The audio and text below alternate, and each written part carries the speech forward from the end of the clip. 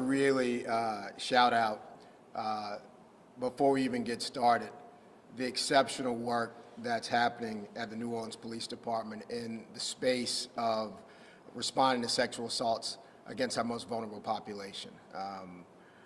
That team has been leaning into best practices, national best practices, trainings around the country, and they've been bringing that skill set back to the city of New Orleans. I particularly did a couple of trainings with Mario Bravo, who's with us today.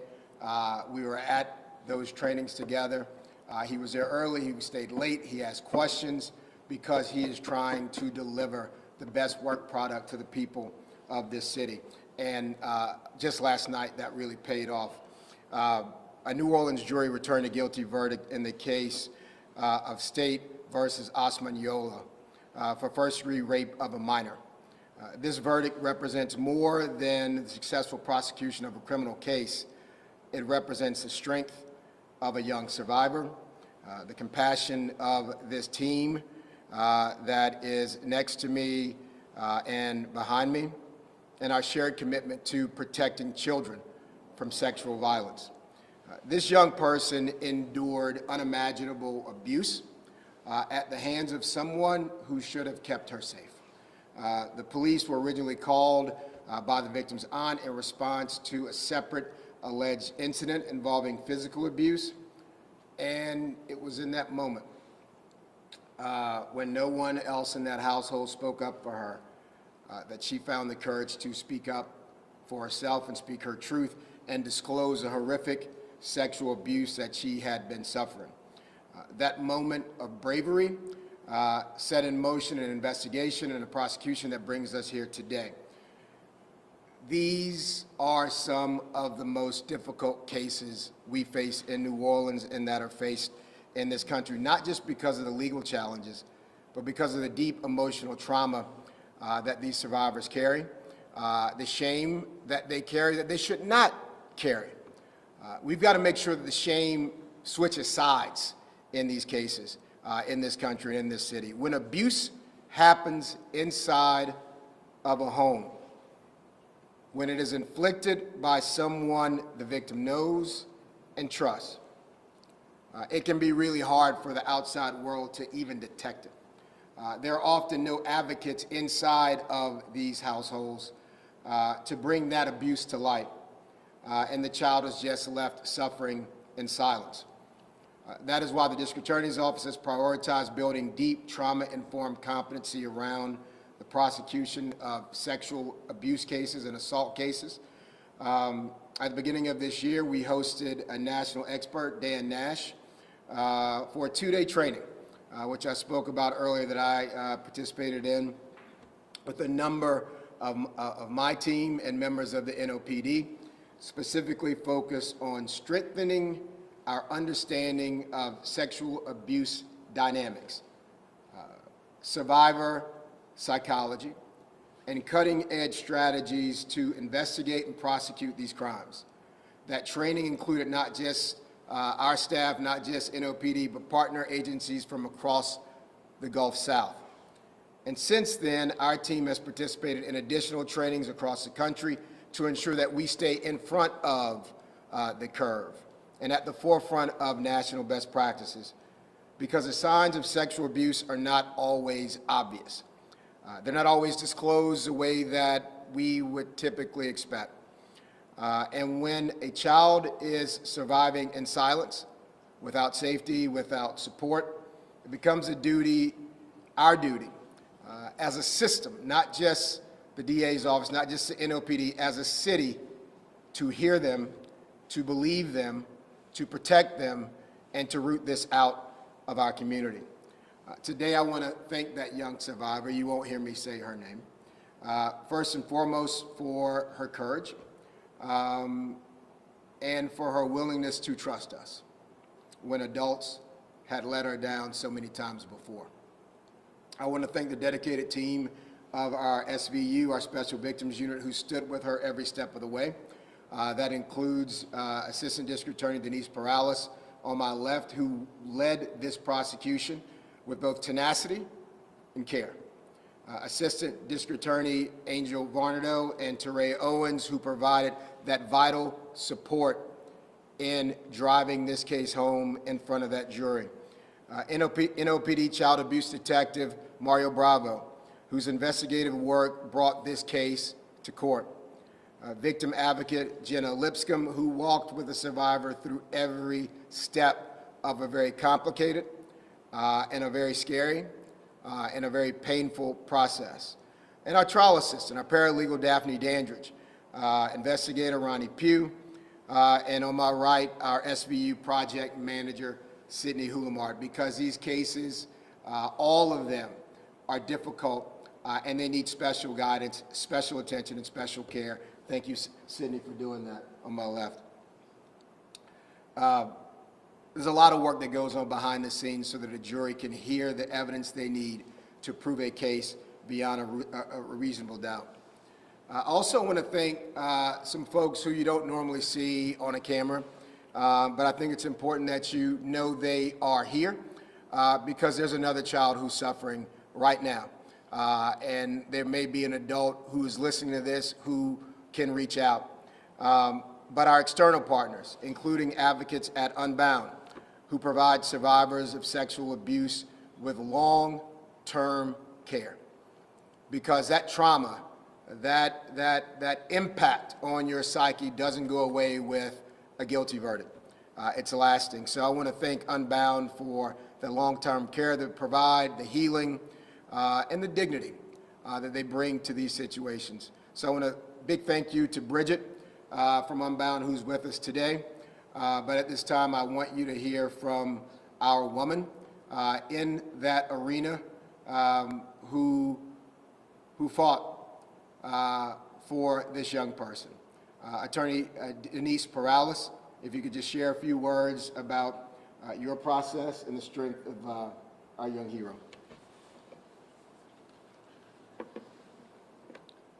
To survivors, I want to say, you're not alone. To the survivor in this case, I want to say, you are incredibly courageous and strong. To NOPD child abuse detectives, thank you for your tenacity. Detective Kim Wilson, thank you.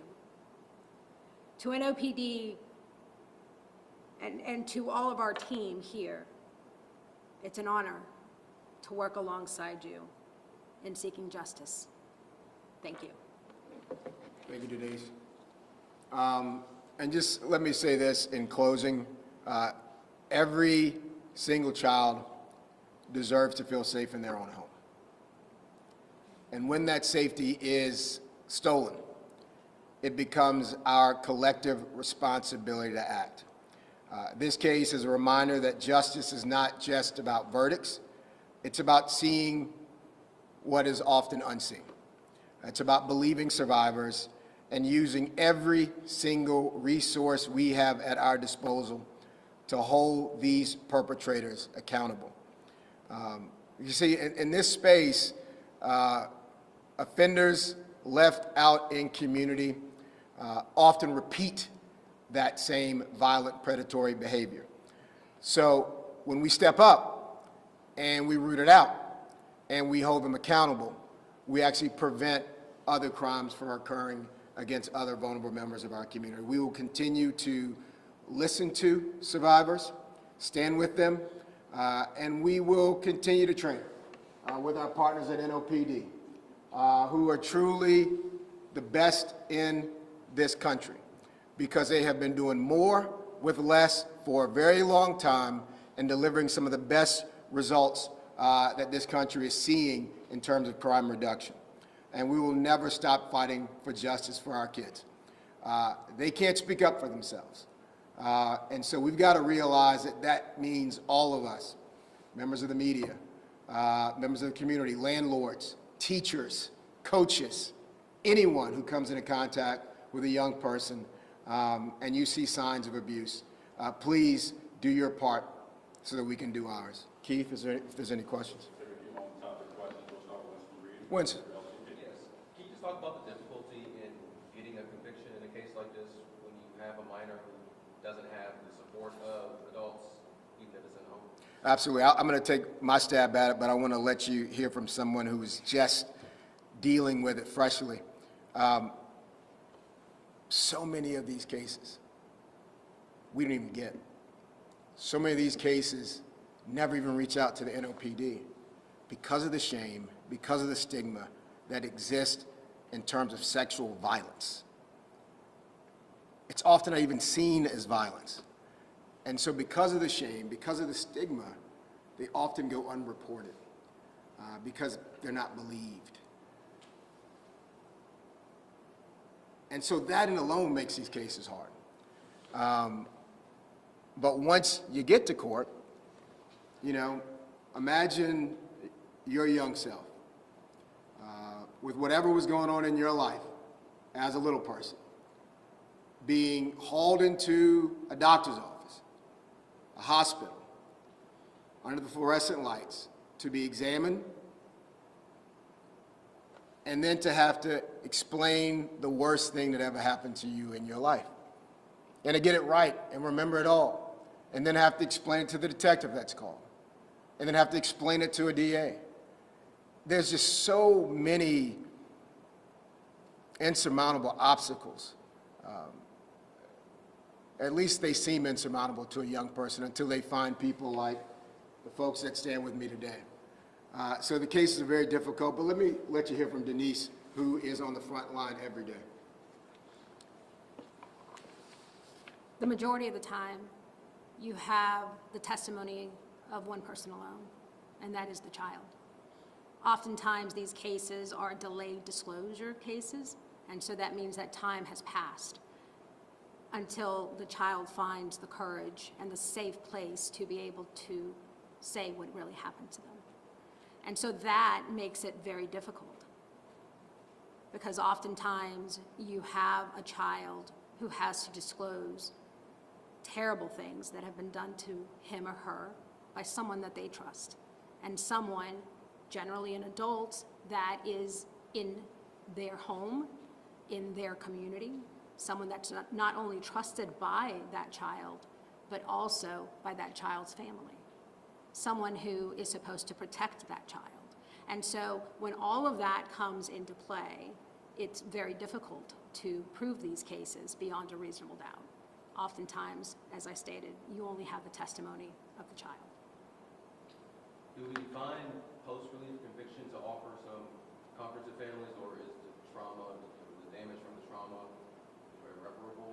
You mean when you get a conviction in court? I mean, does that offer some type of comfort, or just the reality of it being a bit happening? Is that something that just never recovered? You know, is there no real healing from that, even though you get a conviction, or do you find that it offers some comfort for families? I think that generally it is a relief that the case is actually over. And so it helps for the victim to now move on to being a survivor. I hope that makes sense. And Winston, I would just say that, you know, a conviction and the proper sentencing from the court removes that danger. It takes that wolf out of the village. And so the survivor can live knowing that this person can't hurt her again. So that's a relief. But the trauma of sexual abuse, physical abuse, assault by a loved one, by a family member, by an adult that you trust, it's like a burn or a scar that you don't see, but you will live with for the rest of your life. Now, I believe most experts will tell you that with the right intervention, if it happens in close proximity to the harm, people can move on and move forward. But every single survivor story is different.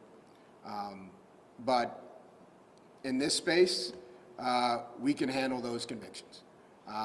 We can provide that support to get to this point. And that's why I wanted to give a huge shout out to Unbound, because they can provide that support for the months and years after that guilty as charged verdict. Even when that perpetrator is still serving time, Unbound is there, helping a person try to live a productive life and live with the trauma of what's happened to them. That's an excellent question, Winston. This is a question specifically for you. I have to ask, shifting gears, any comment as we are nearing 6 weeks, I think, with these inmates still on the run? Any comments so far? What role is the district attorney's office playing in the investigation with the AG taking over? So we have, and we will continue to, although we are reaching the end of the useful jail calls, our OSINT team, which is headed up by Michelle Woodfork and Holly Freeman, has been working with our technical experts to go through volumes and volumes of jail calls. And a lot of those jail calls revealed where they were going, who picked them up, what address they were going to. And it's led to arrest of folks who aided and abetted. Anytime you get further away from the jailbreak itself, it gets more difficult. But not only does it get more difficult for law enforcement, it gets more difficult for these fugitives as well. Their circle closes. The people who are willing to go to jail for them closes once they see other people getting picked up for providing a ride or providing food. And so their circle, their network begins to close in. It's unfortunate that it takes rewards for people to step up and do the right thing and realize that you have to choose a side, the side of right or the side of wrong. But the money, as the money increases, people start thinking twice about it. Like you heard Chief Kirkpatrick say, $100,000 is life-changing money for most of us.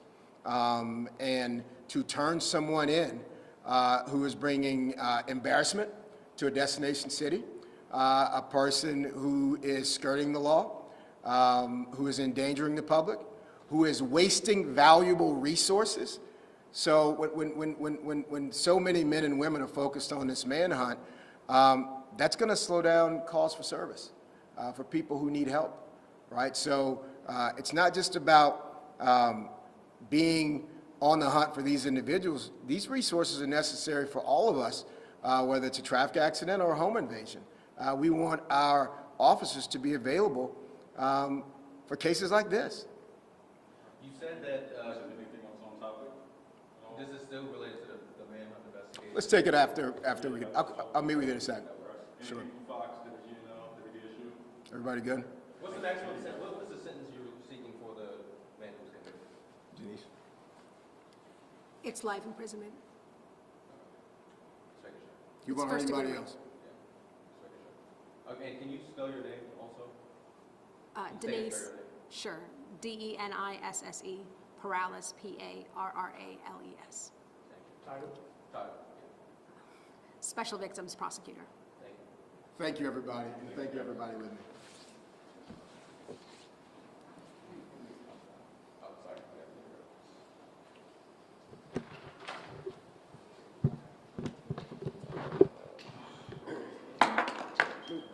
Do y'all want to get in on the manhunt stuff? We did that for you. Okay. You're welcome. Winston, this is Abby. She's gonna handle this interview. She didn't turn it with us.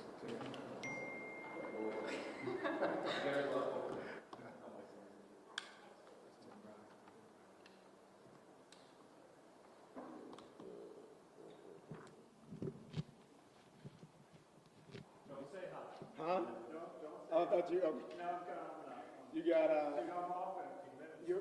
you're on your own today? In case you're wondering, it's 8-3. Oh, I'm thank you. choosing the top of the eight. 8-3? Yeah. I was wondering if you were, Yeah, I have it on. yes, I figured the shirt gave it away. Yeah. Every once in a while, you hear, oh! Oh, and wait. I'm digging that Scooby-Doo though, man. Thank you. Yeah. That's, You should that's, see my wheels. that's impressive. You should see my wife's midlife crisis vehicle. What you got?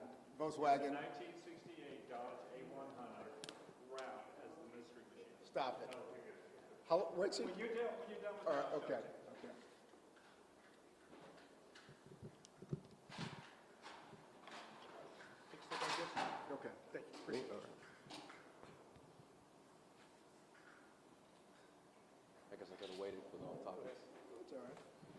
First of all, or not first of all, you said that the investigators have kind of sifted through all of the recorded phone calls or FaceTime calls, messages.